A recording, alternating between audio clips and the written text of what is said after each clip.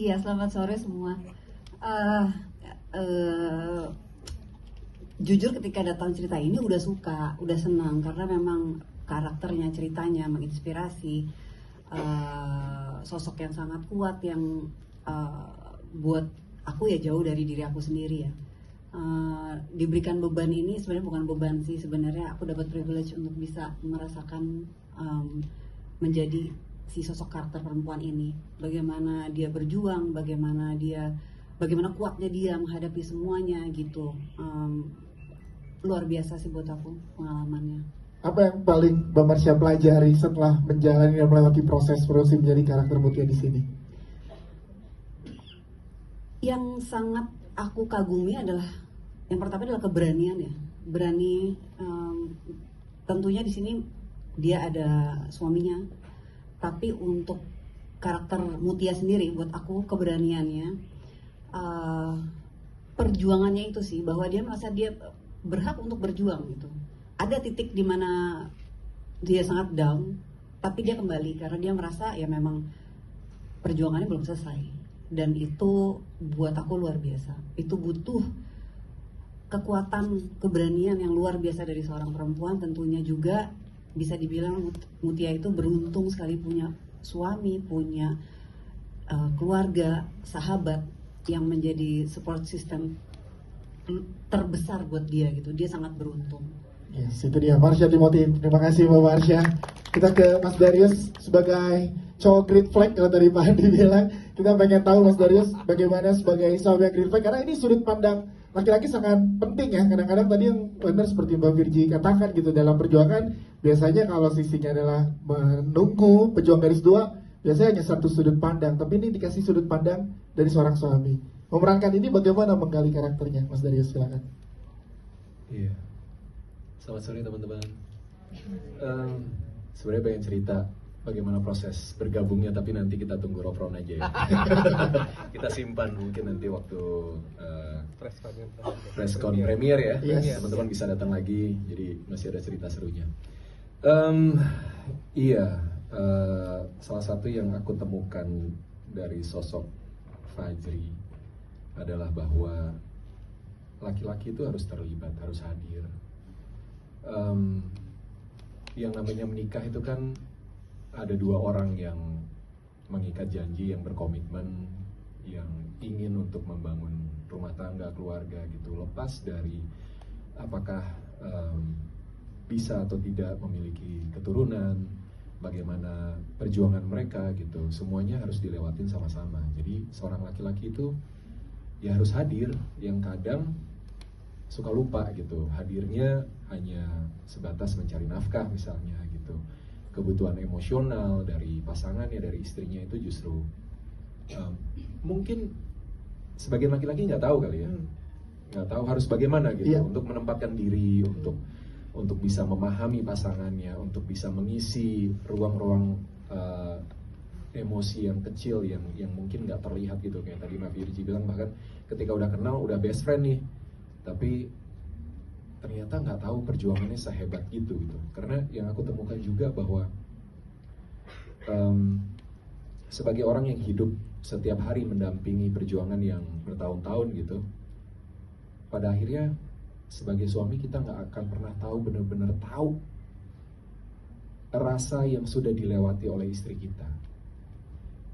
Itu nggak mungkin kita bisa merasakan sakitnya dia, kehilangan sakitnya dia, berjuang, bagaimana dia melewati proses yang begitu tidak nyaman, lalu dia harus bangkit lagi, harus menyemangati dirinya lagi, mendapatkan lagi kekuatannya untuk percaya bahwa harapan itu ada gitu, bahwa ini bukan sekedar tentang hasil, tapi ini bagaimana berproses untuk paling tidak berupaya mencoba lagi. Itu kita sebagai suami nggak akan pernah tahu. Mungkin kiasan gampangnya melahirkan deh. Kita laki-laki nggak akan pernah tahu sakitnya seorang ibu melahirkan. Ini proses yang begitu panjang, bertahun-tahun harus dilewati. Dan kita tahu stigmanya juga masih, tadi disebut, masih sering menyalahkan perempuan. Padahal faktanya secara medis juga sekarang sudah semakin banyak literatur yang bilang bahwa laki-laki juga bermasalah dan mungkin yang punya anak juga harus dicek-cek nih anak-anak cowoknya gitu ya.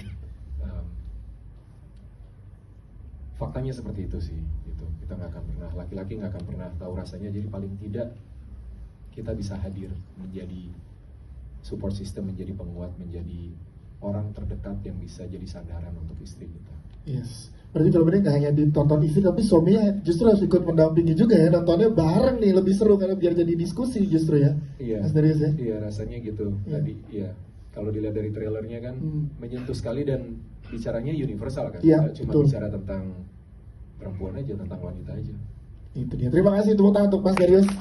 Kita ke Ibu Widiawati sebagai orang tua, kita pengen tahu sudut pandangnya di sini dari sosok ibu yang melihat anaknya sedang berjuang.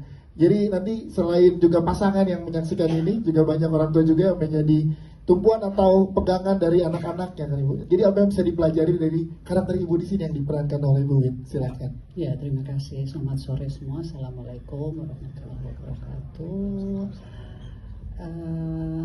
Pertanyaan itu, saya kira ini masalah yang sangat ini ya, untuk ibu-ibu yang paling penting adalah mesti kesabaran ya, menghadapi putrinya berkali-kali menginginkan anak, ternyata yang di atas belum memberikan. Kadang-kadang kita suka, kenapa ya ini belum bisa hamil. Tentu kalau saya berpikir adalah Tuhan selalu punya rencana. Karena kalau dikasih cepat mungkin ada sesuatu, dikasih lambat pasti kesabaran si ibu ini akan lebih gitu. Jadi sebagai ibu tentunya kita bisa merasakan apa perasaan anaknya, karena sebagai ibu yang pernah hamil tentu akan merasakan kalau saya di pihak dia, tentu saya akan, kenapa ini terjadi gitu kan. Jadi ibunya ya harus sabar tentunya, bisa menghadapi ini semua, dan yang paling penting kembali kepada anaknya ya, harus menguatkan si anak agar dia bisa lebih tahu bahwa Tuhan selalu punya rencana. Yes, itu dia. Terima kasih tepuk tangan untuk Ibu Widiawati. Kita ke teman-teman atau sahabat-sahabat ya, saya ada di sini, ada Kak Hanan Rashid dan juga Ibi Saras. Kita pengen tahu support system yang diberikan dari sudut pandang sahabat terhadap perjuangan sesama wanita di sini seperti apa sih yang akan dilihatkan ke teman-teman penonton nantinya. Dari Hanan Rashid, silakan. Selamat sore teman-teman. Kalau saya lihat dari film ini justru perempuan-perempuan yang digambarkan semuanya high achieving, intelligent, successful, independent, berkeluarga, maksudnya punya pasangan masing-masing, dan seringnya dengan sosok perempuan seperti itu, katanya kalau teman-teman yang lain ya, tapi kalau saya sendiri merasa kadang kayak perempuan yang hyper independent itu selalu ngerasa kayak you have to depend on yourself always gitu. Dan sebenarnya kenyataannya nggak seperti itu. Memiliki support system itu sangat-sangat penting, dan saat baca skripnya tuh seneng banget melihat bahwa yang digambarkan lewat film Liora ini adalah support system yang sangat kuat. Kami berteman dan bisa benar-benar support each other, not only dalam karir dan high achieving moments, tapi juga dalam hal-hal yang ya mengharukan seperti ini, dimana memang saya nggak mau bilang gagal, because I always know that there's gonna be harapan juga sih gitu. Tapi di momen-momen titik terendah hidup kita atau apapun yang terjadi, kita selalu ada for each other gitu. Dan kalau misalnya kayak tadi kan ada statistik 1 dari 6 perempuan di Indonesia mengalami kesulitan, saya termasuk salah satu perempuan itu gitu. Dan saya sadar betul in my own journey dulu seringnya merasa bahwa mungkin malu untuk mengungkapkan ini gitu, dan merasa bahwa beban ini harus saya tanggung sendiri gitu. Dan support system menjadi sangat penting, dan I'm so glad dalam film Liora ini kita menggambarkan itu. Jadi semua itu bisa menjadi penyemangat untuk teman-teman pejuang garis 2 di luar sana, bahwa actually you're not alone.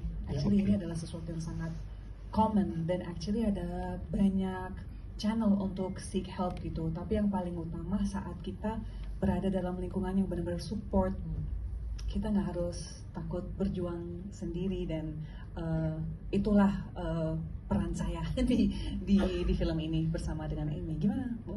Ya. Terima kasih ya Hana. Kalau dari Saras bagaimana, boleh ceritakan support system yang seperti apa nanti akan dilihatkan dari persahabatan ini dari sudut pandang Amy Saras. Silakan. Selamat sore teman-teman. Sore nih. Intens sekali film Dewa ya. Dan persahabatan ini membawa sebuah kehangatan.